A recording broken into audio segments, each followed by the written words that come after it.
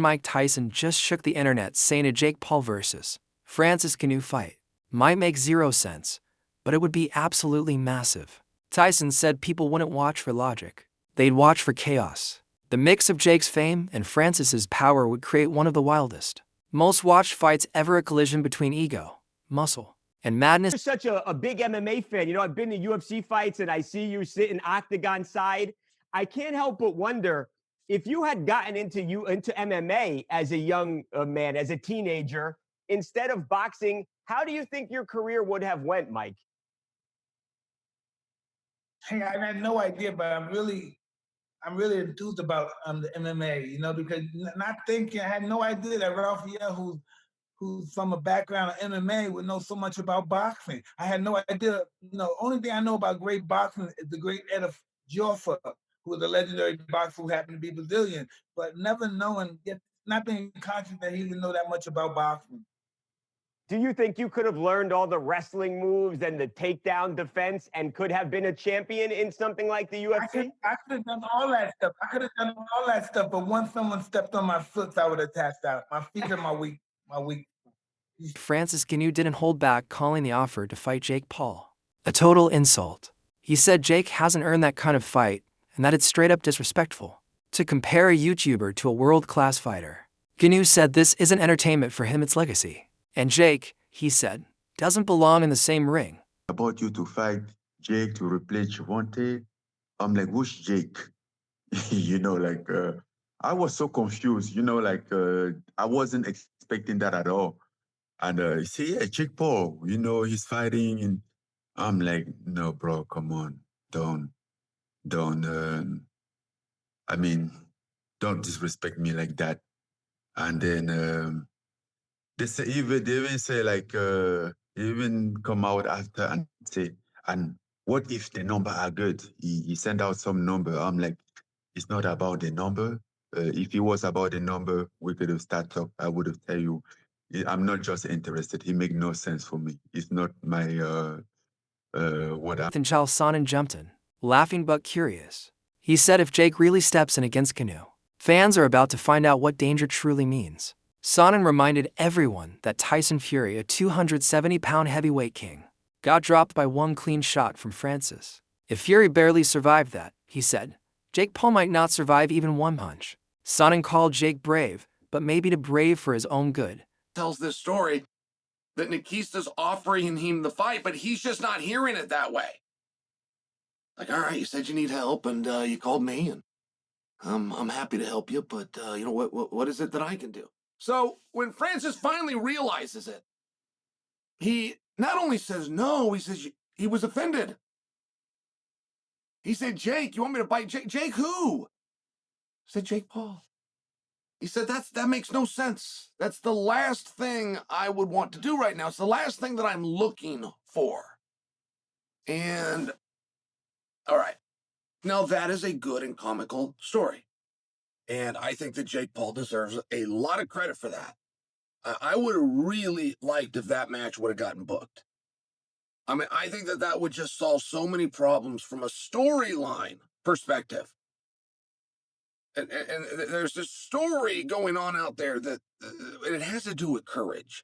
Now, how you ever question a combat athlete's courage, I think, is hard. How you ever question a boxer's courage, right? Where you've only got two things you could do, and they're both involve bludgeoning. You can't even grab a hold of the guy or try to squeeze him. You can only bludgeon and be bludgeoned back. I think you're got an uphill battle to question somebody. But they have been very effective in doing just that to Jake. Hey, you know, you start with this NBA guy, and then even those MMA guys, you know, they're not boxers. And then when you got around to the boxers, but they weren't current boxers. Then when you get around to the current boxers, they're not big enough boxers. And I just loved it. When I heard that Francis Ngannou might be going against Jake, I loved it. I mean, what's that going to look like? How many of those shots from Francis can you take? Tyson Fury, if you're talking clean, Tyson Fury only took one. Everything else, Tyson was able to roll with. Big Francis only had to hit him one time. Like, that's a compelling. Our warning. Jake Ngannou isn't just another opponent, he's a walking tank. He's stronger, heavier, and hits harder than anyone Jake has ever faced. If Jake really wants this fight, he'll have to transform his entire body and mindset: more muscle, more power, and a chin made of steel. This isn't an influencer fight anymore. This is survival against a monster who breaks men with one shot. And unique. It would be something incredible. It's the same reason that I would be intrigued by a Jake Paul versus Anthony Joshua fight, although I would never advise Jake Paul to take a Anthony Joshua fight. I wouldn't advise him to take a Francis Ngannou fight either, because as much as Anthony is far better, which we saw when they actually fought, Joshua slept Francis Ngannou quicker than me after 2 melatonin. I mean, it was quick, fast, in a hurry, completely dominant. But we also saw Francis Ngannou go toe-to-toe with the heavyweight champion of the world at that time. Yes, he was out of shape. We understand that. But Tyson Fury on that night got the shock of his life when Francis Ngannou not only went toe-to-toe, but put him down and danced on him. To this day, I think that fight could have gone Francis's way. Point being, there are levels to this shit. Not just in boxing, but in combat in general. And the size difference Francis would have over Jake would be incredible, but it would have been a great event. And a lot of people would have tuned in. Francis, though, is saying that's not happening. How can they go from like Gervonta Davis to Francis Ngannou? Like, I mean, Gervonta Davis is a fantastic boxer, but and is a one-shot knockout artist. But come on, like the weight different and everything, it makes no sense. It's a good point. I mean, obviously, Francis is right about the weight difference, but it's a good point in general for what do you do next? Jake has sparred guys like Shakur Stevenson, Ray Ford, Montana Love to try to prepare for Tank Davis. And even if you book this fight on December 12th or December 19th, that's still a completely different fight than you were going into. Completely different matchup, size-wise, skill-wise. The things that you're going to need to even try to compete if it's someone like a Francis Ngannou or even an Andre Ward or whoever else, not just the fight style's different. Meanwhile, boxing insider Tim Bradley revealed how the canceled Jake Paul versus Gervonta Davis fight shook the whole business. Promoters, networks, and sponsors lost millions overnight. Bradley said Tank's legal mess scared everyone away, proving that one scandal can destroy months of hype and investment. Boxing, he said, is a billion-dollar gamble.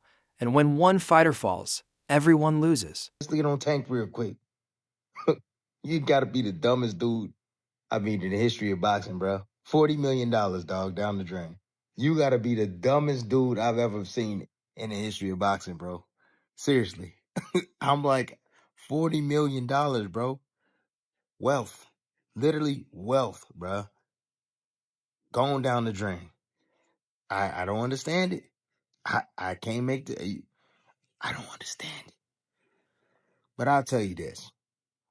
MVP promotions, whatever the hell y'all call it, most valuable promotions, shit, more like rookie promotions. Yeah, more like rookie promotions. You didn't know what you were dealing with. You had no clue. This has always been down Tank's alley, man. Now, let me just say one thing. You innocent until proven guilty. Ain't no charges been pending on Tank at all. But I'm just saying. This has always came up within the last few fights of Tank's career. Yeah, it has. And MVP, more like RP, rookie promotions. Yeah, y'all should have had a backup plan. You should have had a backup fighter. Yup. You live and you learn. Oh, absolutely. You live and you learn. You should have had a plan B. Just in case this man, Tank Davis, don't show up. Yeah. That's what you should have done. Now you're looking like idiots. I heard through the grapevine the joint wasn't even selling. Yeah, because everybody's tired of your bull crap, Jake Paul. Yeah, everybody's tired of that. When nobody's